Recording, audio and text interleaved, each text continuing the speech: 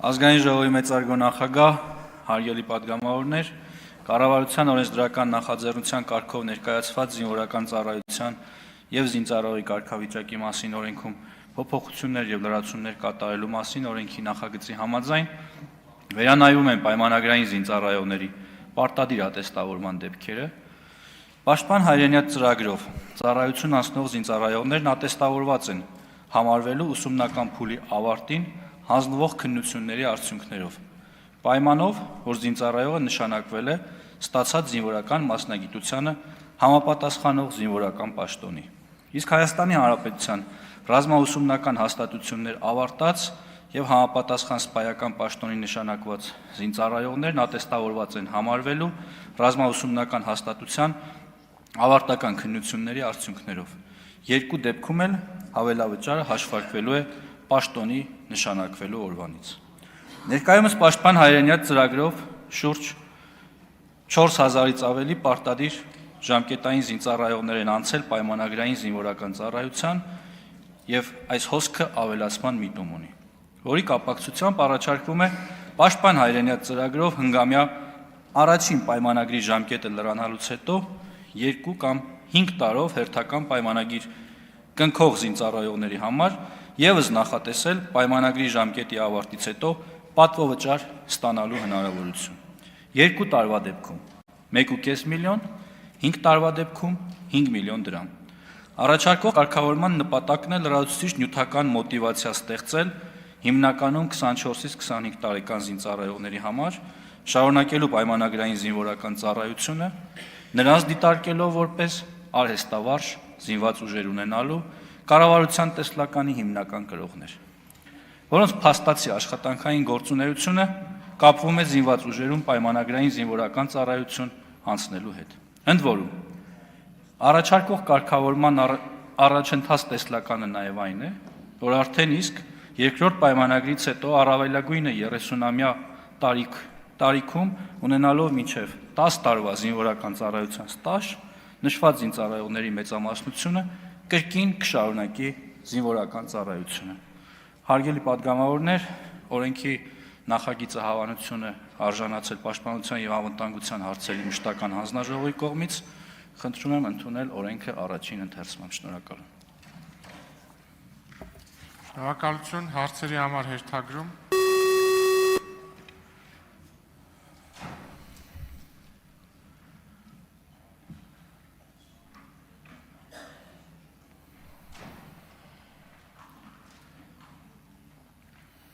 Տիգրան Աբրահամյան։ Ուրեմն 3 հարց ունեմ ստեղ, այս նախագծի հետ կապված։ Առաջինը, եթե Պաշտպան հայրենացի մասնակիցների դեպքում հնարավորություն կա այդ կիսամյակային գնահատականներով ատեստավորված համարել, ինչի նույնը չի տարածվում օրինակ մյուս պայմանագրայինների համար, որոնք նույն կիսամյակային գնահատականներ են ստանում, քննություններ են ստանում եւ այլն։ Երկրորդը, երբ որ խոսում են ռազմաուսումնական հաստատություն ավարտածներին քննությունները որպես ատեստավորում համարելու մասին, արդյոք խոսքը վերաբերում է նաև տարբեր Հայաստանում եւ դրսում նաև ակադեմիա ավարտած սպաներին։ Եվ երրորդը, երբ որ մենք խոսում ենք 5 տարի հետո Պաշտպան հայրենաց ծրագրով 5 եւ 2 տարի պայմանագիր կնքողներին, ապա չեք կարծում, որ սա անհավասար դաշտ է ստեղծում պայմանագրային մյուս ծառայողների համար, որոնք 3 տարի կամ մինչև միգուցե 5 անգամ երկարացնում են իրենց պայմանագրերը, բայց այսպիսի պատվովճար չեն ունենում։ Շնորհակալ եմ հարցերի համար։ Առաջին հարցի կապակցությամբ նշեմ, պարոն Աբրահամյան, կխնդրեմ օրենքի բովանդակության ավելի մանրամասն ծանոթանալ, խոսքը չի վերաբերում կիսամյակային քննություններին, խոսքը վերաբերում է ուսումնական զորամասում, ուսումնական պրոցեսի ավարտական քննությունների արդյունքները համարել որպես ատեստացիայի գնահատական։ Եթե գիտեք, մինչև վերջերս դա 1 կիսամյակ էր, հիմա նախատեսվում է, որ դա կլինի 4 ամիս ուսումնական պրոցեսը, կտևի 4 ամիս։ Երկրորդը չի վերաբերում ակադեմիան ավարտողներին, վերաբերում է միայն ռազմաուսումնական հաստատությունների քառամյա կամ հնգամյա ծրագրերը ավարտող սպաներին, երիտասարդ սպաներին, որովհետև թե պաշտպան հայրենիացի պարագայում եւ թե ռազմաուսումնական հաստատությունների ավարտման պարագայում քննությունների տեսակները եւ բովանդակությունը հավասարեցված է ատեստավորման քննությունների բովանդակությանը։ Ավելին հաճախ ավարտական քննությունների բարդությունները ավելին են, քան ատեստավորման քննությունների պարագայում է։ Մյուս մասով չեմ համարում, որ այստեղ անհավասարության խնդիր կա, որովհետև մենք խոսում ենք մի կոնտինգենտի մասին, որ բանակի շարքերը համալրել է վերջին 3 տարիների ընթացքում։ Եվ մենք փորձում ենք այս համակարգը ամրացնել, բյուրեղացնել, եւ չեմ բացառում, որ հետագայում հաշվի առնելով որակները, այլ մոտիվացիոն համակարգեր կունենանք նաեւ այլ պայմանագրայինների մասով, ինչպիսիք օրինակ ունենք հատուկ նշանակության ստորաբաժանումներում։ Շնորհակալություն։ Շնորհակալ եմ։ Արձագանք համեցեք։ Ուսումնական զորամասերում համապատասխան ծրագրերը երբ որ իրականացում են, իհարկե դրանք տարբեր են կիսամյակային քննություններից, բայց կիսամյակային քննությունները, որոնք ամբողջ զինված ուժերը տալիս է, դրանք է կարելի է որոշակի առումով բերել եւ մեկ դաշտում մտցնել, չեմ կարծում թե մեծ խնդիր կա, եւ յուրաքանչյուր կիսամյակային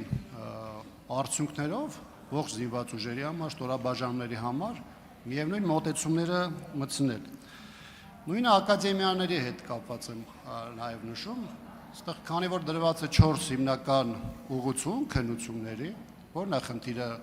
նույն ակադեմիաներում սովորող անձանց մասով էլ վերել, որոշակի համահարթեցում անել, նաև քննությունների մասով եւ ունենալ նույն հարցը։ Երրորդ մասով ավելի մանրամասն ելույթում ես խոսեմ։ Շատ լավ, շնորհակալ եմ։ Ամեն դեպքում այս փուլում մենք կարողացել ենք համահավասարեցում ապահովել ուսումնական զորամասերի կրթական ծրագրերի եւ ատեստացիայի պահանջվող գիտելիքների մասով եւ նույնը կարող եմ ասել նաեւ Վազգեն Սարգսյանի անվան ռազմական ակադեմիայի մասով։ Մնացածը իհարկե առաջարկներ են, որ ես լսեցի, այս պահին կառավարությունը պատրաստ է այս շրջանակներում առաջարկ ներկայացնել ազգային ժողովին, հետագայում այլ փոփոխություններ եթե ունենանք, նաեւ կարող ենք հաշվի առնել ձեր առաջարկները։ Շնորհակալ եմ։ Շնորհակալություն Արմեն Խաչատրյան, դահլիճում լրություն։ Շնորհակալություն, պարոն Պապիկյան, խնդրում եմ հնչեցնել պրակտիկայում։ Ռազմական ակադեմիան ավարտած լեյտենանտը, որը ստացել է գերազանց գնահատականներ, ինչքան աշխատավարձ է կանխատեսվում մոտավորապես, երբ որ անցնի ծառայության, եւ ուսումնական զորամասը ավարտած շարքային զինծառայողը, որը ուսումնական զորամասի ավարտական քննությունները հանձնել է գերազանց, մոտավոր ինչ աշխատավարձ է սպասվում, երբ որ անցնի ծառայության։ Շնորհակալություն։ Շնորհակալ եմ, պարոն Խաչատրյան, քանի որ խոսքը կարող է վերաբերել տարբեր զորամասերում եւ տարբեր մասնագիտություններով կրթություն ստացած սպաների մասով առիթ եմ ունեցել հնչեցնելու, որ գերազանց գնահատական ստանալու պարագայում ըստ ուղղվածությունների նրանց աշխատավարձը կարող է տատանվել 620,000-ից մինչև 750,000, բայց կարող ենք ունենալ ստորաբաժանումներ անգամ, որ այս 750-ից զատ, եթե անցկացնեն նաև այլ պայմաններում ծառայություններ, նրանց աշխատավարձը ավելի բարձրանալու հնարավորություն կունենա ընդհանուր մինչև 820,000-ի։ Բայց սրանք կարող են հաճախ լինել մասնավոր դեպքեր, որովհետև վերաբերելի կարող են լինել միայն այդ մարդկանց, ովքեր ունեն գերազանց առաջադիմություն եւ համընկնում են իմ նշված պայմաններին։ Երկրորդը, ինչ վերաբերում է պաշտպան հայրենիաց ծառայող գործընկերներին, այն կարող է տատանվել 420,000-ից մինչև 550,000, բայց նաև մարտական տարբեր ծառայություններ իրականացնելու պայմաններում այդ թվերը կարող են տատանվել նաև բարձրանալ։ Արձագանք, համեցեք։ Չունեք արձագանք։ Ես առիթ եմ ունեցել նաև նշելու Արձագանքեք շարունակ։ Շարունակեք, պարոն Պապիկ։ Համեցեք։ Ես առիթ եմ ունեցել նշելու, որ այսօր է զինված ուժերում կախված իրենց մարտական ծառայությունից ու նաև զբաղեցրած պաշտոնից, զորատեսակից, այսօր պաշտպան հայրենիաց ծրագրով զինծառայողներ ունենք 700,000 դրամից ավելի աշխատավարձ են ստանում։ Ու 1-2 հոգու մասին չի խոսքը, առիթ է եղել նաև երկրի ղեկավարը թվեր է հրապարակել, դրանք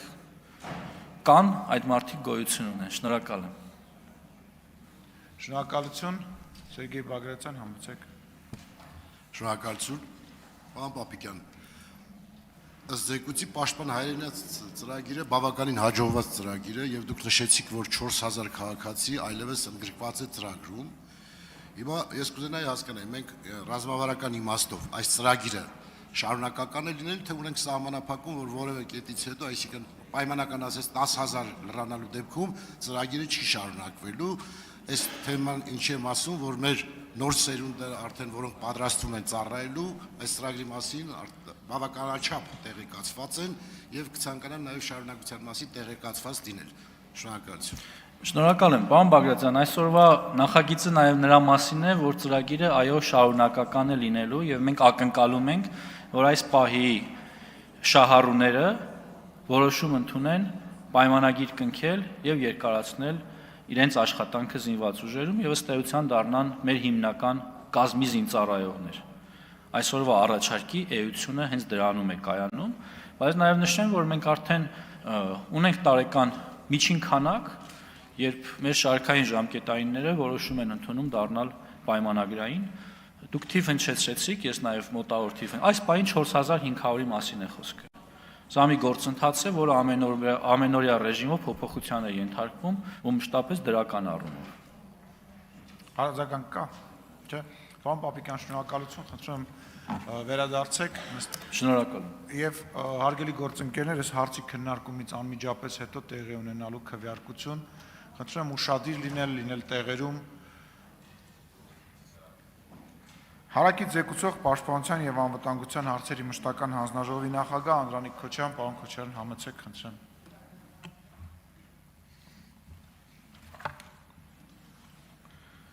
Ազգային ժողովի մեծարգո նախագահ, հարգելի գործընկերներ,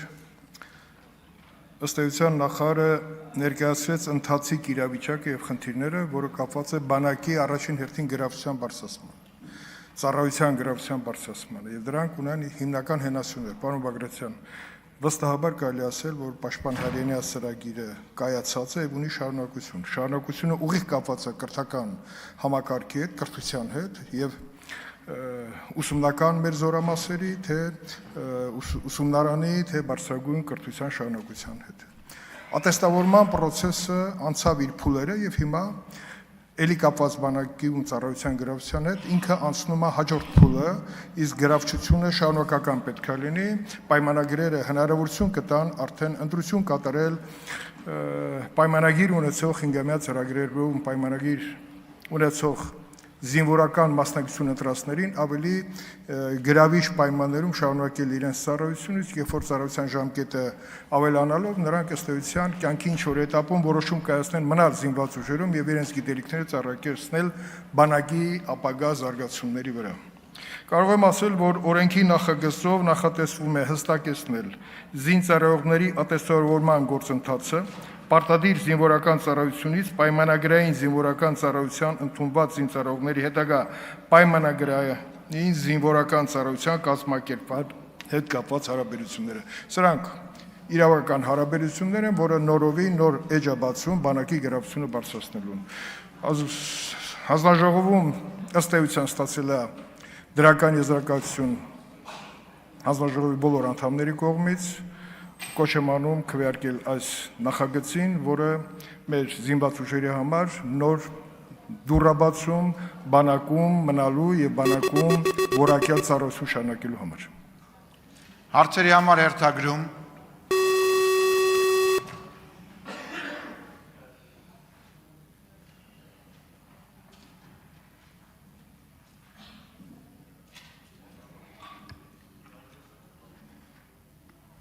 Սերգեյ Բագրատյան, համեցեք։ Շնորհակալություն։ Պարոն Քոչարյան, նախատեսվում է, որ Պաշտպան հայրենիաց ծրագրի մասնակից շահառուները կարողանան նաև արտերկրում կրթություն ստանալ, որոշակի ժամանակահատված, փորձի փոխանակման ծրագիր ունենան, դրսի նաև մյուս երկրների ռազմական փորձը տիրապետելու եւ նաև ինչու՞ չէ լավ որոշակի բաղադրիչներ փոխանցելու մեր ռազմական ուժերը։ Եթե հիշում եք, կրթության հանձնաժողովը ներկայացրեց մի նախագիծ կրթության նախարարության հետ։ մշակված, նաև մեր հանձնաժողովում աշխատանքային փուլեր անցած, առաջնակարգ դրսում ուսում ստացած զորակոչային տարիքի մեր ուսանողներին հնարավորություն տալ, որպեսզի իրենց գիտելիքները ծառայեցնեն տարբեր բնակավարներում, բնականաբար այդ բնակավարները առնչվելու են մեր պաշտպանական համակարգին, դա կարող է լինի ռազմաարդյունաբերությունը, նաև զինված ուժերի որոշակի ստորաբաժանումներ։ Շնորհակալություն, պարոն Քոչարյան, զբաղեցրեք ձեր տեղը, մտքերի փոխանակության համար գրանցում